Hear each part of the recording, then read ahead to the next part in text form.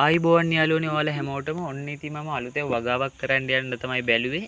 ඉතින් මේ වෙද්දි මම බඳුන් ටික සකස් කරමින් තමයි ඉන්නේ. ඉතින් මේ තියෙන්නේ මම දැන් බඳුන් ටික පුරවගෙන තියෙනවා. මම ඒ ටිකත් පෙන්නන්නම්. ඉතින් අද 2026 ජනවාරි 15. ඉතින් අපි බලමු වගාව ඉදිරියට කරගෙන ගිහිල්ලා කොහොමද වගාව කියන එක. ඉතින් යාළුවනේ මම මෙන්න මේ විදිහට දැන් බඳුන් ටික පුරවගෙන ඉවර වෙලා තියලා තියෙන්නේ. ඉතින් මේක දැන් අපි ජීවාණුහරණය කරගන්න ඕනි මේ පස් මාධ්‍ය. ඉතින් මම ඉඟුරු වගාවක් කරන්න තමයි මේ විදිහට බඳුන් පුරවගත්තේ.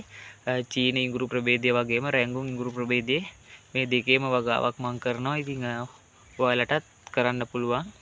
ඉතින් මම මේ බඳුන් ගැන කතා කරොත් යාළුවනේ අපි ඉඟුරු වගාවට බඳුන් කතා කරනවා නම් හොඳ ප්‍රමාණවත් ඉඩක් තියෙන බඳුනක් යොදා ගන්න ඕනි. විශේෂයෙන්ම පොලිතින් බඳුන් යොදා ගන්න ඕන අපිට 16 ඉඳලා උඩට. ඒ කියන්නේ 16 18 මේ වගේ බඳුන් යොදා ගන්න පුළුවන්.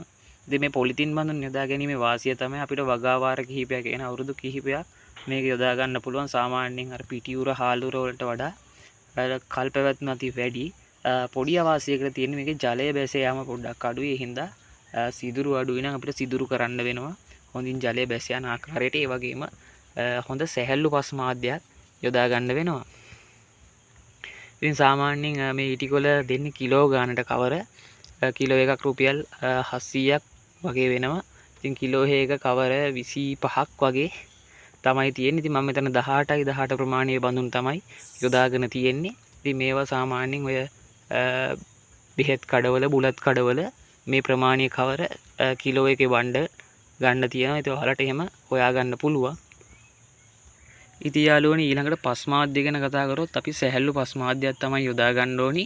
ඒ වගේම කලින් වගාවකට භාවිතා කරපු පස් මාධ්‍යයන් නම් ඒක අපි යොදා ගන්න ඕනි මතු පිට පස් විදිහට හොඳින් ජීවාණුහරණය කරලා.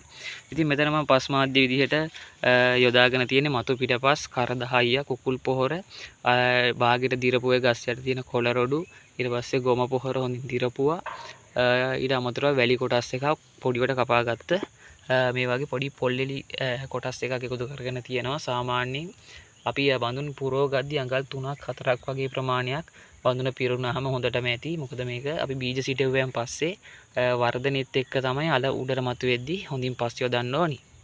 ඉතින් මේ විදිහට අපි පස් එකතු කරගෙන ඉවරලා පස ජීවාණුහරණය කරගද්දී අපිට විවිධ ක්‍රම යොදා ගන්න පුළුවන්. රසායනික ක්‍රමයක් තියෙනවා. ඉතින් මම මෙතන යොදාගෙන තියෙන්නේ අලුහුණු යොදාගෙන තමයි පස ජීවාණුහරණය කරගෙන තියෙන්නේ. ඉතින් මම පස් මිශ්‍රණය බඳුන් වලට පුරවන්න කලින් අලුහුණු ටිකක් දාලා ඒකට තව ඩොලමයිට් ටිකකුත් දාලා එතකොට අපිට ඩොලමයිට් දැම්මම පස සැහැල්ලු වෙනවා. ඉතින් හොඳින් මිශ්‍ර කරලා ඉවර වෙලා අපි අතින් අල්ලන්නේ නැහැ. මොකද පිච්චෙන්න බලනවා. අත්වල පොඩි දැවිල්ල ගතියක් ඒ වගේ එන්න පුළුවන් අලුහුණු හින්දා.